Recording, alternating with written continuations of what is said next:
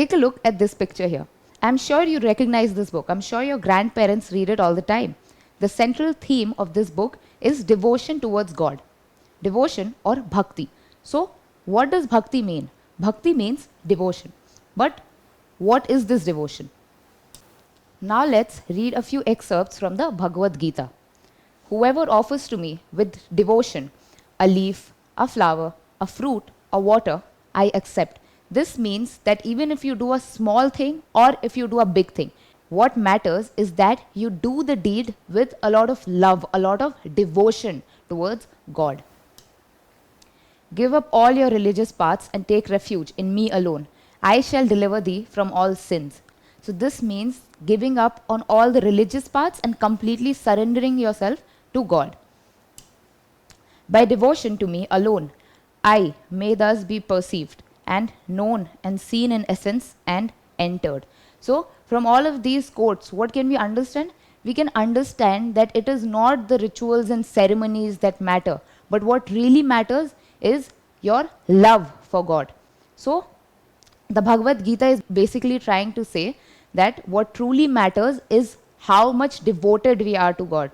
It's stressed on human qualities and moral attitudes, and it's stressed on the fact that a true religious man is the one who has pure actions and pure mind. So that is what truly matters. So devotion basically means love, right? For example, we are all devoted to our parents. We all love our parents intensely, right? We will do anything for them and we are committed to them. Similarly, devotion towards God means bhakti. And so someone who is devoted towards God has another name. A bhakt is someone who has ardent affection for God. So a bhakt is someone who is completely devoted towards God. So at that point of time, what was happening is that people who were really devoted to their God, they were conducting expensive rituals and ceremonies. However, a few saints realized after reading the Bhagavad Gita and the Puranas that it is not the rituals and ceremonies that matter, but your selfless devotion towards God which truly matters. So from all of this, the Bhakti movement arose, and it was a religious and spiritual movement which mainly focused on the loving relationship between God and an individual, God and the people. So this was the main aim or the main focus of the Bhakti movement.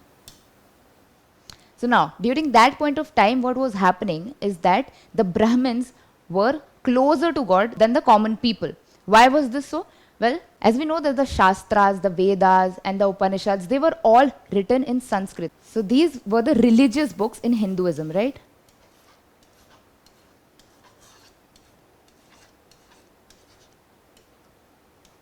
So the religious books that were there in Hinduism were written in Sanskrit.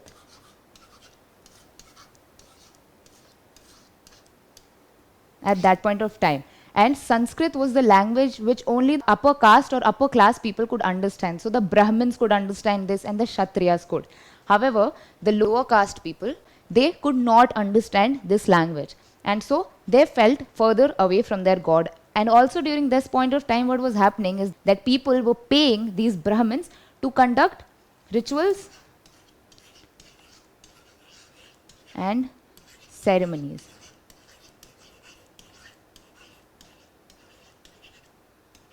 So these rituals and ceremonies, they were really expensive, and so the lower caste people could simply not afford these rituals and ceremonies. So what happened after this? Well, the Bhakti saints came into the picture and they realized that such rituals and ceremonies were in fact not important at all, and they wanted caste equality, and they did not like this birth-based caste system that was dividing people, right? So they started preaching in the common people's language. The common people during that point of time used the regional languages, and these new Bhakti saints, they started using the common people's language to preach.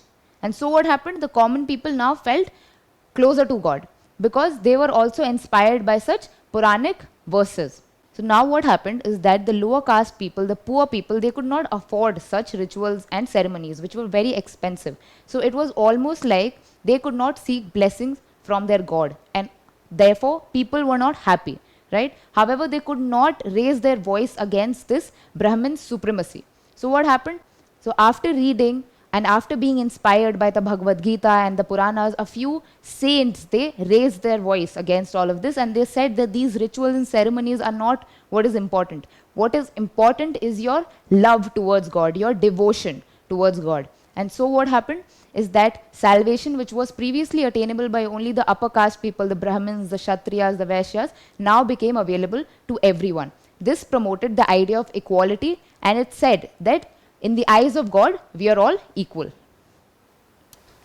Now, as we already know that all of the religious texts in Hinduism, Vedas, Upanishads, Samhitas, they were all composed in Sanskrit. Previously, the saints also used to teach people using the same Sanskrit language. In fact, the common people were not even allowed to listen to the knowledge of the Vedas. Now what happened? Because of this, there was a dissatisfaction amongst the common people, because they felt further away from their own God, since they could not understand Sanskrit. Now, the Bhakti saints came in, and they decided that they were going to preach using the common people's languages. These common people were using regional languages such as Marathi, Tamil, Bengali, Gujarati, and this is the language that the Bhakti saints started preaching in. Now, because of this, more and more local people, common people, could now understand the knowledge of the Vedas.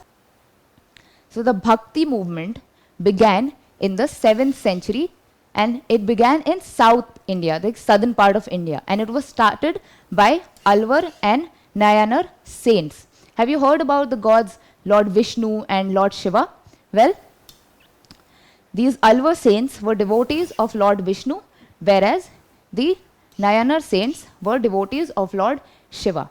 So what was happening is that these Alvar saints and these Nayanar saints, they were against the birth-based caste system, and they wanted caste equality. They also preached about the equality between men and women, and so they were much more progressive than the saints of the Vedic age. The caste system was the social evil of that point of time. So the people who were oppressed by this caste-based distinctions that were there in Hinduism now started changing their religion or converting into Buddhism or Jainism, in which they preached equality. So what happened? That a lot of people started leaving Hinduism for Buddhism and Jainism. So now with the coming in of Bhakti movement, these evil practices of Hinduism reduced as they were reformed, right? And so people converting into these newer religions, well, this reduced and people started staying within Hinduism. So what was the main aim of this Bhakti movement? Well, the main aim of this Bhakti movement was to control the dominance of the Brahmins and also to focus on devotion towards God instead of focusing so much on the rituals and ceremonies. And so these people who were preaching these things came to be known as Bhakti saints.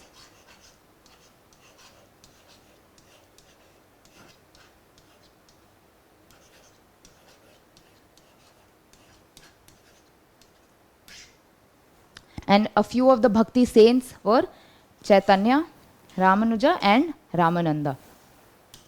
Now, these saints used the common people's language, and they also used music to attract more people, and so people could now come closer to God as well, and they were also entertained. So these Nayanar and Alvar saints would go to different temples where they used to sing these Bhakti hymns so as to attract more and more followers, what they were teaching. They also composed hagiographies. And so what was a hagiography? These hagiographies is a song composed on the life of a famous saint. So they composed such songs as to attract more and more people. So these people were attracted towards these songs, they would like the music of these songs, and they will also be entertained. So the hymns composed by the Alvar saints came to be known as Divya Prabandham, which meant divine collections. And the hymns which were composed by Nayanar saints came to be known as Devaram, meaning devotion towards gods. Now, one of the famous or notable Nayanar saints included Manikava Sagar. Why was he famous? Well, he composed a collection of hymns called Thiruvasagam, or meaning sacred utterances. So these saints, they preached that there were two types of bhakti. One was Nirguna Bhakti. Nirguna means without any form. So according to them, God was formless. He did not have a physical form, and so they were not into idol worshipping. Other than that, these were preached by Nathpanthis, who usually belong to the lower caste, such as washermen, sweepers, cobblers. So these were lower caste people. However, their followers included people from all castes. So upper caste and lower caste people both followed these Nathpanthis. And they believed in meditation and yoga. They believed that by doing all of this, our mind and our body will be disciplined. So this was one form of bhakti. The second type of bhakti would be Saguna Bhakti, which means Saguna means with qualities and form, and therefore they believed that God had a particular form and we can imagine that form, and so they believed in the concept of idol worshipping. So how did this spread, this bhakti movement exactly spread? So at that point of time, the Chola, the Chera and the Pandyas kingdoms, they were in power in the south. So what happened is that they supported the bhakti movement and they also built temples for bhakti gods like Shiva, Vishnu and Shakti. Take a look at this picture here. From this picture, you can see the Tanjavur Temple, and this shows that bhakti movement had a very deep impact, and the bhakti movement was even spread using such temples by kings of that point of time. And so this Tanjavur temple was dedicated to Lord Shiva, which was built by the Cholas.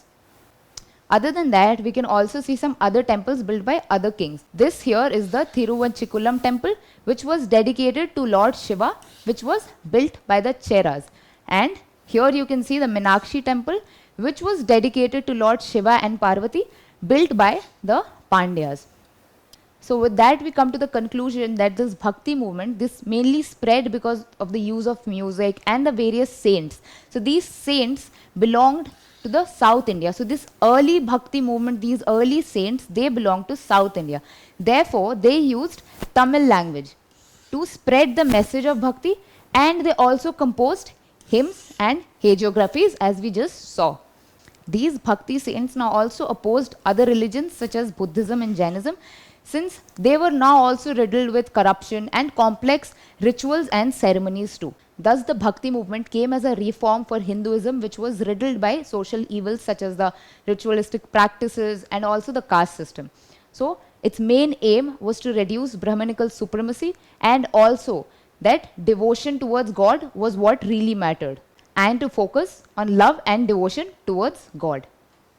Don't forget to subscribe to our channel and hit the bell icon. You can also register for free on DeltaStep.com or download the DeltaStep app and get easy access to more than 5,000 amazing videos as per your school syllabus. Master each topic with our adaptive practice technology. Get million+ questions with step-by-step solutions and unlimited mock tests. Get all your doubts resolved instantly. Learn via games and get a chance to win amazing prizes like PlayStations and iPads. So at DeltaStep, learning is not just fun and easy, it's rewarding too. So register for free now.